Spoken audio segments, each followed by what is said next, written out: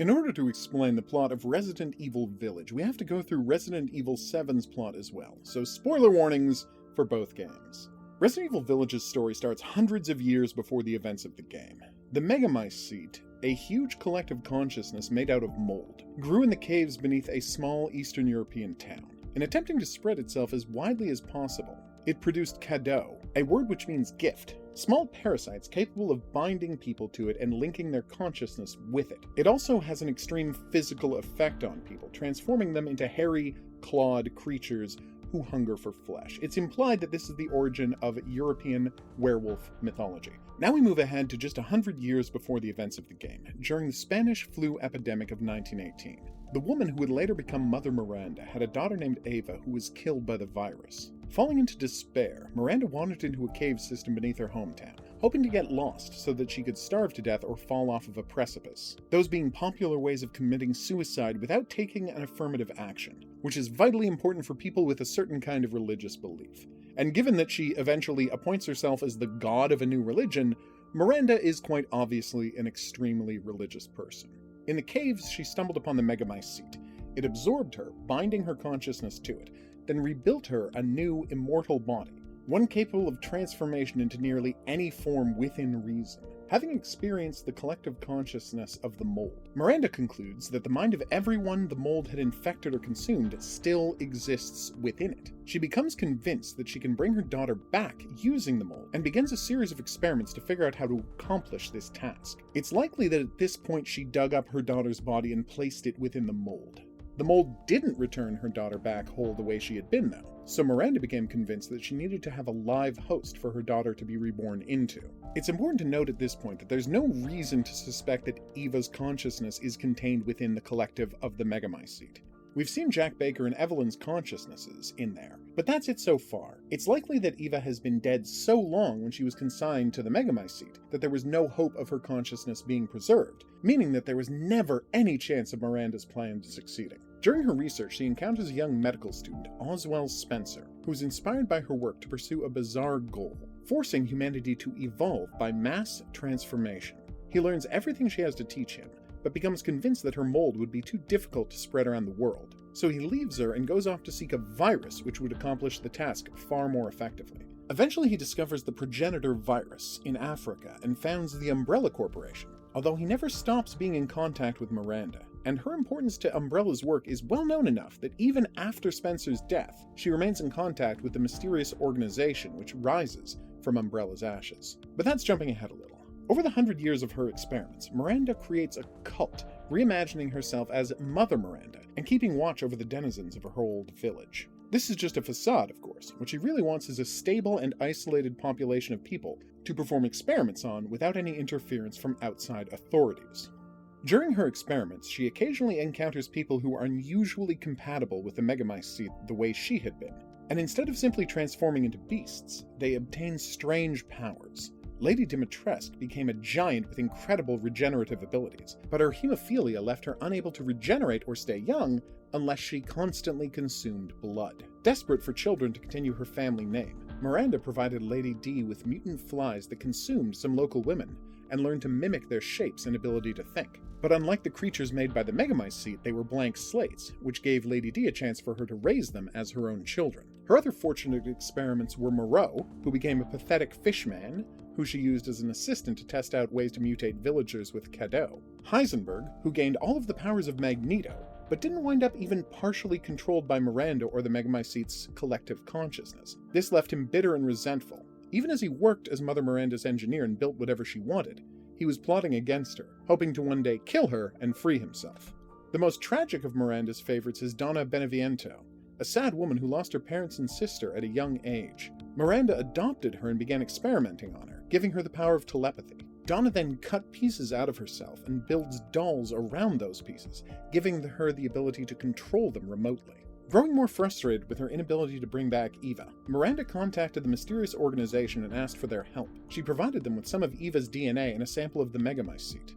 They made a clone for her, Evelyn, but the clone had none of Eva's consciousness in it, so Miranda considered it a failure. The organization decided to move Evelyn to a research facility in order to study the potential applications of the Megamycete further, and they assigned a team of special agents to guard her on the journey. Evelyn became fond of one of the agents, Mia Winters, thinking of her as the mother she'd never known. So when Evelyn destroys the ship that was being used to move her, she keeps Mia alive so that there's someone to take care of her. The ship crashes in a bayou near the Baker estate, and the family is quickly infected with the Megamycete, bringing them under Evelyn's mental control.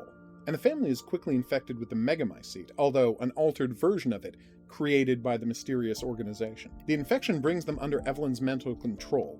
Seemingly, she's been able to manipulate the collective consciousness to her benefit even more effectively than Mother Miranda had. The mysterious organization immediately arrives on the scene to check out their boat and assets, but decides to hang back and observe the situation in order to see what Evelyn will do in the wild. They set up a monitoring and research station in the mines beneath the estate and recruit Lucas, the baker's son, who is coincidentally a serial killer, to work for them. His job is to observe and report on Evelyn's actions. Over the next 2 years, Evelyn has the family kidnap countless people that she transforms into mold creatures, all in the failed hopes of growing her new family. Then, in order to cheer up Maya and find a new father figure, Evelyn lures Mia's husband, Ethan Winters, down to Dulvey, Louisiana by sending a message from Mia. When he arrives, Ethan is quickly killed by Jack and then immediately infected with the mold by Evelyn. Just like Mother Miranda, Ethan proves to be unusually compatible with the Megamycete, and it rebuilds him entirely, just as it had done to her. Ethan has no clear special abilities, however, beyond an unusual resistance to damage and the ability to reattach severed limbs. This affinity protects Ethan from the mold's mind control effects, and is able to fight back against his captors, killing the Baker parents and Evelyn, then rescuing Mia. It's at this point Chris Redfield enters the story. He's left the BSAA and joined Neo Umbrella, a new group battling bioorganic weapon proliferation. He arrives to secure the scene, and after losing most of his team, he kills Lucas and secures all of his research into the Megamycete. Mia and Ethan are then taken into custody by Chris, who sets them up with a place to live and employment on condition that they agree to be monitored constantly to discover the continued effects of the Megamycete infection on them. Notably, Ethan has been rebuilt by the Megamycete so thoroughly and authentically that the doctors treating him and examining him have no idea that his body is made entirely out of Megamycete mold. Only Mia knows about this because she was there when it happened, but she doesn't tell anyone about it, even Ethan. Over the next 3 years, Mia becomes pregnant and the family moves to Eastern Europe, presumably because that's closer to Neo Umbrella's base of operations, and they're very interested in the nature of the unborn Winters child. Rosemary Winters is born, healthy and seemingly normal, but in reality, she's just as much the child of the Megamycete as she is Ethan and Mia. Just like her father, her body is made of the Megamycete mold, and she has a stronger connection to the collective consciousness than anyone else. Once she learns how to use it, her control over the Megamycete would be incredibly powerful.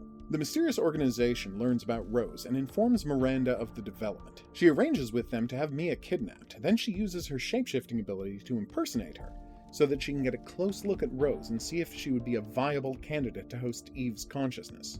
While Miranda is away from the village, the monsters begin to run wild, killing livestock and threatening people. Fortunately, Chris and Neo Umbrella have been closely watching the Winters family the entire time, and before Miranda can conclude her research, they attack, shooting the fake Mia multiple times until she appears to have been killed. Miranda plays dead while she's loaded into a transport with Ethan and Rose. Chris wants them moved to a secure location for further study. Once Miranda senses that they're close to her village, she attacks, killing the guards and abducting Rose. She assembles her 4 lieutenants and they perform a ceremony that transforms the mold of Rose's body into a crystal. She seems to believe that the act of bestowing powers upon her children has left the Megamycete too weak to recreate Eva, so she gives the 4 pieces of Rose to the 4 lords, hoping that Ethan will arrive and kill them, restoring enough strength to the Megamycete that it will be able to bring her daughter back. Miranda then lets the Lycans run wild, slaughtering everyone in the village in an orgy of carnage. Ethan then arrives in the village and the main action of the game proceeds. He goes after the 4 lords, although he has a lot of help along the way, both in the form of Duke, an arms-selling giant who acts as a neutral party, making deals with both sides of the conflict, and Miranda, who appears in the form of an old crone, giving him hints during his journey. After dealing with a giant fish, creepy dolls, 4 vampires, and a factory full of cyborgs, Ethan manages to obtain all of the pieces of Rose and goes to confront Mother Miranda in the hopes of bringing his daughter back to life. Miranda is unimpressed and tears his heart from his chest, seemingly killing him.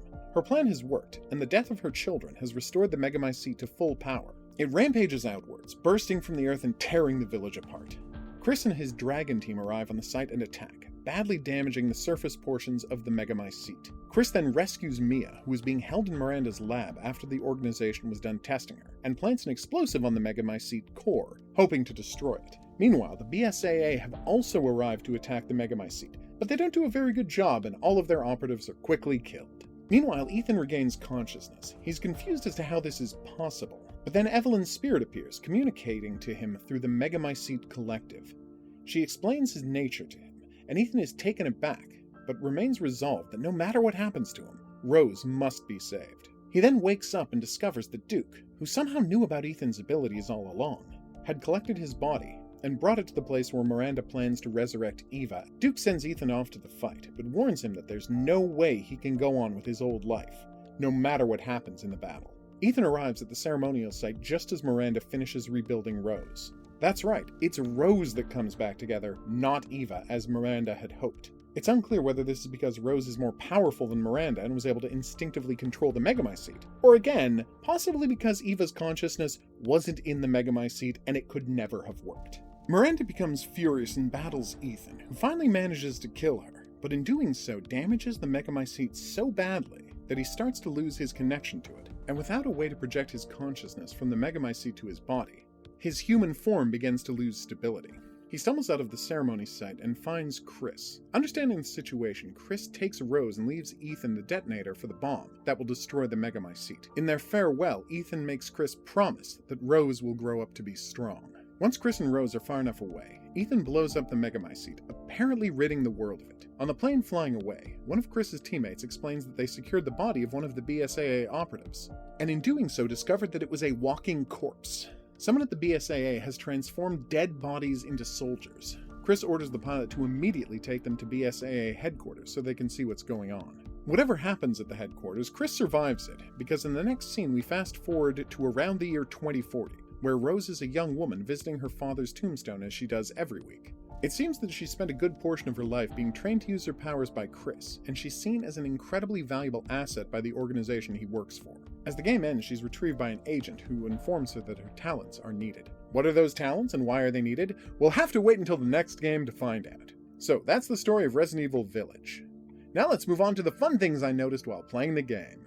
Moreau is named after the titular character from H.G. Wells' The Island of Dr. Moreau, which is about a man who surgically transforms animals into people. It's obviously an appropriate name for a half-fish, half-man. Bella, one of Lady D's daughters, is named after Bela Lugosi, the actor who played Dracula in the famous Universal film and on stage.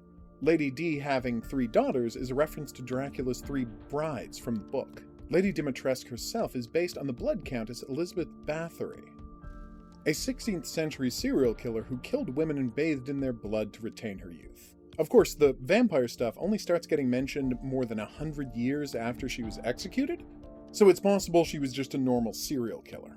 Or maybe she didn't kill anyone, and was simply framed because people wanted to steal her land after her husband's death. After all, there were no witnesses to her crime, and most of the people who confessed to helping did it under torture. Political history is complicated.